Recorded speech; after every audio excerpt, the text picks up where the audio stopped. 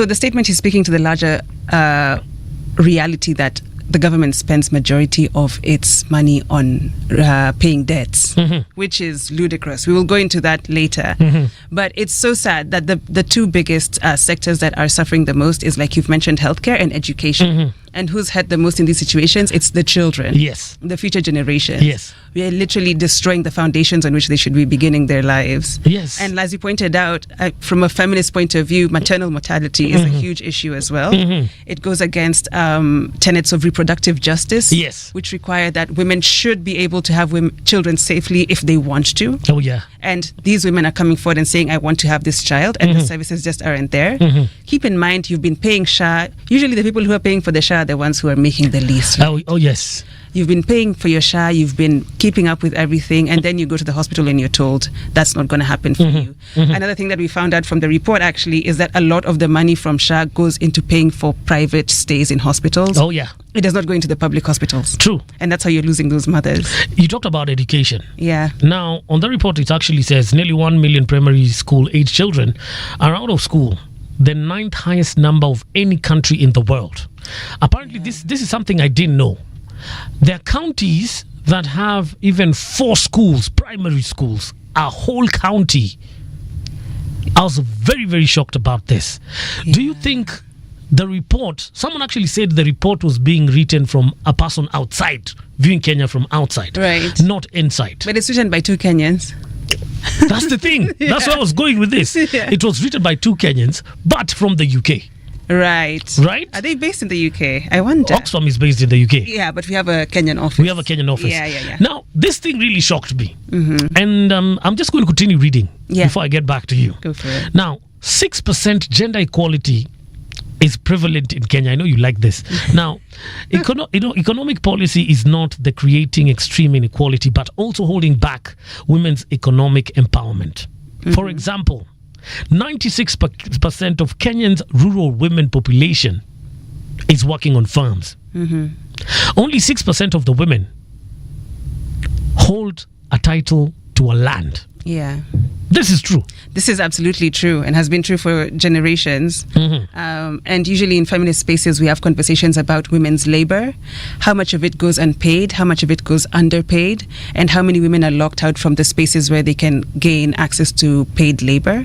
So a lot of the work that women do actually is either unpaid or underpaid. The report says that majority of, between the two genders, it's women who are more likely to do unpaid work. Yes. When men are presented with unpaid work, they say no thank you. I saw that company in Kericho as well. Remember that one? Oh my goodness, yes. Yes, that was a big one. And we can also go into other things like how women get into industries, sex for fish. Yes. Women at the coast and in Kisumu, if they want to gain access to fish from the fishermen, they have to sleep with them. I actually witnessed that happen at some point in my life. I was working in Kisumu and this lady came and she was saying, I'm hungry, and she was in the restaurant and she was telling this guy, now, just give me that fish in ugali. Then you can pass by later. Oh my gosh. And that thing really scared me because now it means that some functions of government are not actually getting to the ground. Yeah. Right? And if you look at this report right here by Oxfam, 1 million unequal access to opportunities such as healthcare and education, like you said. Yeah. Nearly 1 million primary school aged children are out of school, and their mothers are working on farms and, like you said, stuff like sex for fish. Yeah. How do you think the government can improve that? I mean, it's quite obvious that they should stop allocating all their money towards debt and actually focus it on the sectors that matter for the people on the land in the country. But also, the report says that the government is spending less on education right now than they did in 2003. Very true. Which is ironic considering inflation. They should be spending much, much more. But actually, they're cutting back on education so that they can service debts and keep taking on new debts. Now, if you think about the question of debt, I want to start by saying something quite radical, which is there are a number of countries that have successfully continued with their lives, having completely refused to pay their debts. to the World Bank and the IMF. They refuse to pay their debt. They say, no, thank you. I'm not interested in paying this debt. Countries like Chile, a lot of South American countries. I know it's mostly in South America that they're quite brazen. So they tell World Bank, Kwanda. Yeah, they're like, tumechoka. And it works out for them. Initially, of course, there's a lot of finger wagging and no, you have to pay. And it's like, no, actually. Are there any repercussions to that? Yes, there's sanctions sometimes. These organizations, the Bretton Woods institutions, can sanction you on some level, but if you completely kick them out of your country and decide to pave your own way, then things will be difficult at first, of course. Yes. I think also Venezuela did this. Things will be difficult at first, but you'll figure it out. So you just tell them, we are not paying the debt. We'll figure ourselves out at some point. But can you see Kenya doing that? Never.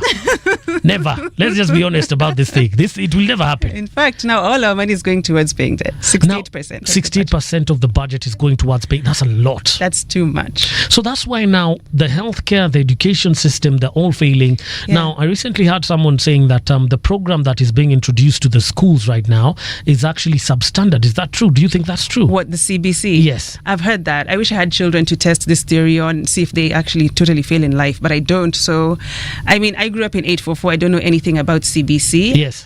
I just hear a lot of parents Let me give you a glimpse of what happened to me. This is last year. Yeah. So my daughter comes home, tells me, listen, I want you to help me build a scarecrow. Okay, so dad is being the coolest dad. Go outside, get some grass, get some cloth, get Nini, build the scarecrow. Then being a man, I left the scarecrow in my sitting room. And I left the house. Right. So the lights were off. Yeah. So of course I'm one of those guys who loves his Fridays. So I come back to the house, I turn on the lights. And you got scared. Exactly. But the scarecrow is supposed to be outside. That was your fault. That was my fault. That's not the fault of CBC. What I'm trying to tell you is CBC, yes, as much as it's making us mingling with our kids, and they claim that it's giving them skills. Right. Do you believe the government actually invested in the right part of education that they should have, the right quality education that they should have? 844 is actually a beautiful education system. Yeah, we went through it. Look at us. Yeah, look at us. Look at us. Yeah. Who would have thought? Do you think that the government would spend less or the budget that they had on education if it was still 844?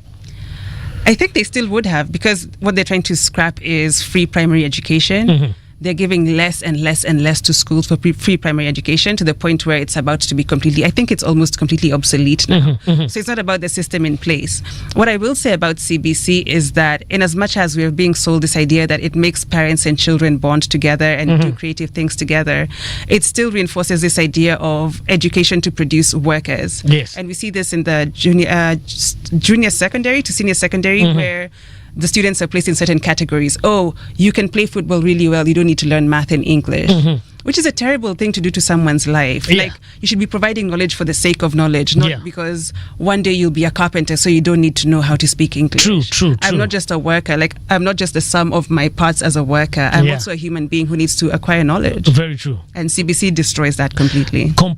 So I'm getting the ripples in some of the things that you're telling me. You're just telling me the government is messing up everywhere. We already knew that, though. Now, you're making it clear. Yes. And clearer. Yes. That there's something that needs to be done about this. Yeah. Now, coming back to our report on, of course, this was now a follow-up after the Oxfam report. So many people came up and were putting all what they had in terms of data. Now, there's a company that came out and said, you know what? The manufacturing, the infrastructure that we have in our country, the backbone is women. Right. And I was like, see, us men are always at them jengos. Right. Then I went in to continue reading this piece, and it said that these people at them jengos are cooked for. In the morning when they leave their houses, there's someone preparing their meals. Yeah. When they come back home, there's someone who's preparing the meals as well. Yeah. They deal with their children. Now, the report was actually saying, invest in your women and the economy gets okay. Do you think that's true? Absolutely. It goes back to what I was saying about unpaid care work, underpaid work. A lot of the work that women do is invisible. It's not invisible, it's invisibilized. We are forced to not see it because it's just mom's work. Mom does this. It's what a mom does, right? Yes. But if you count the hours that go into this care work, it's so many more hours than even men spend at work. So if you invest in paying for this work that is often unpaid, then of course you put more money in the pockets of the citizens. Yes. And then they can spend more and the economy grows that way. Yes. Yeah, increasing spending power. Yes. And Jahira, this is amazing. I think I should have you every day. Now, there's something here. While a minority of the super rich Kenyans are going through bad healthcare, then you die. Right. You go to the morgue and you're piled up, how many people?